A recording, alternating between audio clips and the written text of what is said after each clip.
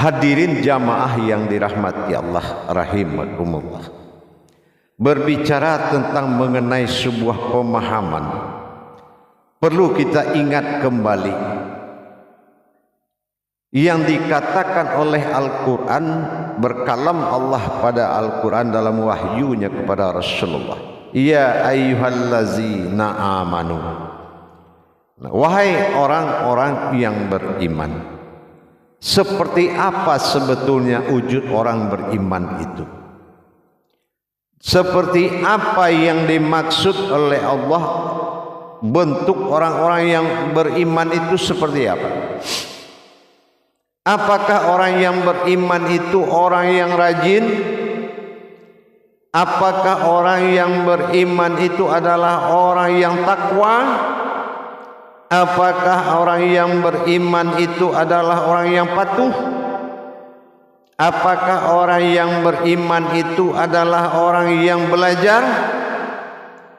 Apakah orang yang beriman itu orang yang sudah tahu? Atau orang pilihan? Atau apa yang dimaksud orang beriman? Sementara di dalam hukum hijaiyah, iman yang dimaksud oleh firman itu amanu.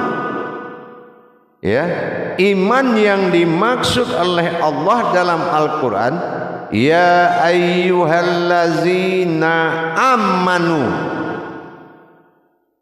Seperti apa yang amanu itu kodratnya seperti apa? Kalau dalam hukum harfiah kita lihat hijaiyahnya sudah lari dari ketentuan tulisan. Wahai orang-orang yang beriman, qiraatnya. Tapi tulisannya ya amanu. Kenapa tidak ya ayyuhallazina imanu? Kalau memang orang-orang yang beriman.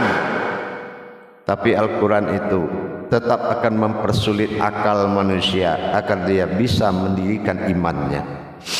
Maka dibikinlah amanu. Apa yang dikatakan amanu? Amanahnya seperti apa? Nah, kita pernah dulu mengkaji di tayangan berikut sebelumnya. Yang dikatakan amanu itu aminun. Aminun itu amanah. Amanah itu imanah. Imanah itu aman. Jadi orang yang percaya kepada amanahku, itulah orang yang aman. Orang aman itu orang selamat. Selamat itu Islam. Jadi selagi kita tidak percaya kepada amanah Allah, maka tidak akan selamat kita, tidak akan Islam agama kita. Ini yang amanah. Ya. Jadi kalau kita belum mampu menerjemahkan ayat Al-Quran itu berwujud amanah, maka kita tidak akan pernah menjaga. Karena yang dijaga itu amanah.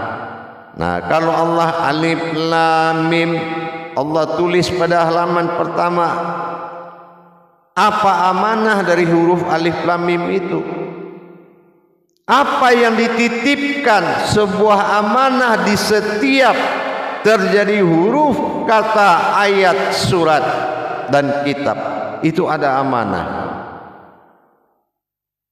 Jadi orang yang beramanah inilah orang yang benar-benar orang yang berpikir setelah dia memahami, dan dia akan berpikir. Afala tubsirun. Tapi kalau dia tidak berpikir, Al-Quran ini bukan milik orang yang tidak berpikir, tapi milik orang yang berpikir. Orang yang berpikir itu artinya seperti tadi. Kenapa imanu ditulis amanu? Nah, seperti apa amanah ini? Yang amanah itu apa? Yaitu dikerjakan oleh syariat dan dituangkan di dalamnya amanah. Jadi dikerjakan secara syariat, diperlihatkan isyarat mengangkat tangan. Tapi apa amanah yang ada di dalam kita mengangkat tangan tersebut? Nah, itu salah satu contohnya. Begitu juga dikala kita beribadah zikir. Nah, dikala kita melihat wujud ayat yang akan menjadi pokok pencarian zikir, tapi amanahnya di mana? Amanahnya apa yang diamanahkan di dalam ayat, yaitu zikir. Zikir itu amanah. Nah, kalau kita tidak tahu amanah-amanah yang ada di dalam syariat, maka kita akan mengerjakan syariat berupa peraturan, bukan berupa amanah. Kalau berupa amanah berarti kita mengerjakannya harus dengan ilmunya. Kenapa? Karena di dalam tersurat itulah Allah menyimpan sesuatu yang tersirat. Ini yang dikatakan amanah.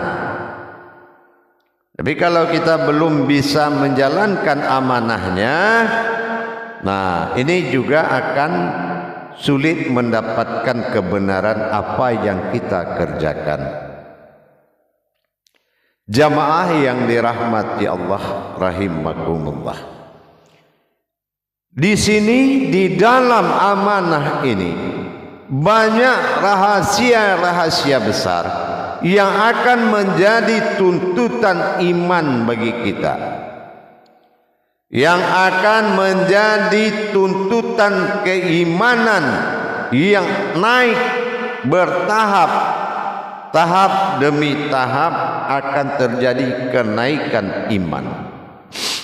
Bukan perubahan ilmu, bukan kebanyakan kajian, tetapi kenaikan imanmu yang dituntut oleh Allah. Setinggi apa kita bisa mengikuti amanah Allah dengan iman kita. Ada iman yang bersifat akidah, ada iman yang bersifat akal, ada iman yang bersifat ilmu. Nah, ini juga harus benar-benar kita ikuti dan pelajari dengan sebaik-baiknya. Jamaah yang dirahmati Allah rahimakumullah. Jadi dengan kita mempelajari ada apa di balik sebuah perintah, itulah yang dikatakan sebuah amanah. Jadi kalau kita belum paham di dalam setiap perwujudan Allah itu ada amanah yang dititipkan, maka kita tidak akan mendapatkan kenaikan kualitas dan kuantitas diri, apalagi kualitas ibadah. Kenapa? Karena kita gagal mencari makna yang dikandung di dalam setiap syariat, mencari hakikat dalam syariat, mencari rasa dalam hakikat, mencari jalan dalam tarekat, mencari wujud dalam makrifat. Ini wajib. Itulah yang dikatakan amanah, bukan menjalankan tanpa menjalankan amanah. Yang dijalankan itu adalah amanah, itu yang dinamakan ibadah. Tapi yang dijalankan belum berupa amanah, masih berupa rakaat dan syariat, tapi tidak mengandung amanah, maka ini belum dapat nilai ibadahnya. Begitu juga perlakuan syariat ini adalah suatu perlakuan yang sangat dohir bagi Allah, yang harus kita ikuti dan kita taati. Tetapi yang ditaati itu apa? Amanah yang ada di dalam makom syariat tersebut. Isyarat sudah dibentuk berupa wujud syariat, tetapi hakikat wajib didirikan karena nilai ibadah itu wujudnya adalah hakikat. Inilah yang dikatakan dengan amanah. Apa yang diamanahkan Allah di dalam ayat-ayat Allah, apabila kita menemui sesuatu keganjilan, sesungguhnya di dalam itulah kemudahan yang sangat besar. Allah menetapkan di dalam kekurangan yang kamu lihat, disitulah kelebihan yang disimpan. Inilah yang dikatakan dengan amanah. Ya ayyuhallazina amanu. Seperti apa wujud amanah orang yang beriman tadi? Lihat dari hukum hijahiyahnya. Di hukum hijaiyah kita sudah melihat amanu, artinya berhasilnya orang mendirikan hakikat amanu tadi. Apa yang dikatakan hakikat amanu? Hijaiyah mengatakan wujud am, wujud an, dan kasrah. Domah berdiri, alif pada u. Artinya wujud batin yang terlihat, berdiri rahasia Allah yang telah kukuh. Ini yang dikatakan wujud yang sudah aman. Wujud diri amanu. Ingat, amanu inilah kodrat orang yang beriman itu. Itu rahasia wujud orang yang beriman itu. Mawujudnya bisa terlihat dalam wujud am, dan yang berdiri adalah batin yang terlihat disebut an. Sementara u adalah kasrot alif domah u, artinya sudah naik sifat tersiratnya Allah di dalam wujud batin yang terlihat. Itulah wujud diri rahasia. Sir amanu, inilah yang boleh digerakkan dalam din. Dal alif nun, dal perjalanan, alif sir Allah adalah batin, sementara nun adalah hayat. Bagaimana digerakkan hayat Allah ini kepada alam rahasianya? Bagaimana menggerakkan alam Allah ini kepada rahasianya? Din, itulah Islam, itulah tajalli yang paling kuat. Inilah tajalli yang paling afdol. Maka kita harus melihat ke arah potensi positifnya, yaitu bertajalli kepada Allah.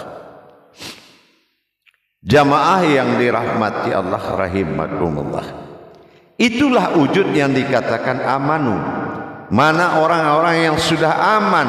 Mana yang amanu itu kata Allah ada orang yang sudah berdiri, betul-betul dirinya menjadi hakikat.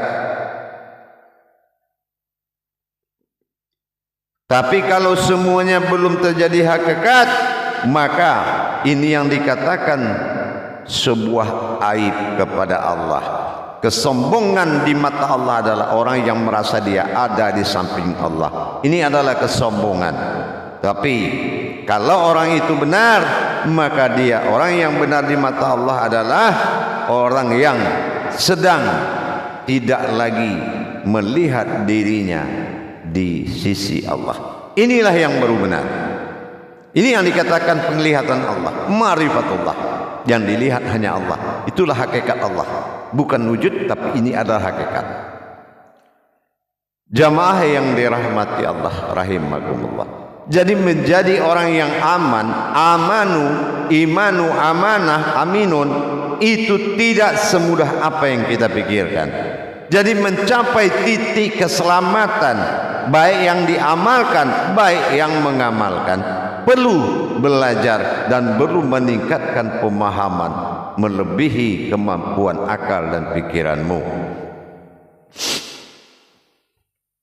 Jamaah kaum muslimin dan muslimat rahimakumullah, insyaallah mari selalu kita tegakkan keimanan kita kepada Allah. Imanullah, ingat, kalau imanullah batin kita yang ditanya, imanudin iman kita yang ditanya. Iman kita sasaran Islam dan imanullah batin sasaran Tuhan. Ini juga harus kita kukuhkan di dalam diri kita, di dalam mencapai tauhid ilahiyah kepada Allah. Untuk beriman, untuk mengetahui siapa Tuhanmu, perlukah kamu memenuhi syarat? Perlu. Tapi Allah pun sudah mempersiapkan sebuah wujud yang memenuhi syarat sesuai dengan kodratnya, adalah diri yang didirikan, diri yang berdiri, dan diri yang sebenar-benar diri. Inilah yang menjadi kodrat utama di dalam pencarian jalan-jalan bermujahadah kepada Allah. Jadi tidak mudah jamaah kita menjalankan amaliyah, tidak mudah. Duduk sama seperti kita melakukan duduk sholat, duduk di warung, sama-sama duduk, tapi yang duduk itu beda. Yang duduk dalam sholat, yang beribadah itu beda dengan duduk yang pakai jasad duduk di warung. yang memakai jasad duduk di dalam ibadah itu beda. Cuma kalau jasadnya memang sama, tetapi yang duduk dan menduduki jasad itu berbeda. Inilah nilai ilmu. Inilah nilai ilmu yang harus dicapai. Insya Allah jamaah. Tingkatkan dan tingkatkan. Lihat. Jangan kita melihat apa yang telah kita berikan, tapi lihat yang akan kita terima. Jangan kita menjadi pemimpin di dalam Islam yang tidak mengenal Allah. Jangan menjadi seorang bapa yang tidak bertuhan kepada Allah. Jangan menjadi ibu yang menyusui tanpa wujudnya Allah. Inilah makanya kita harus meningkatkan, menggeser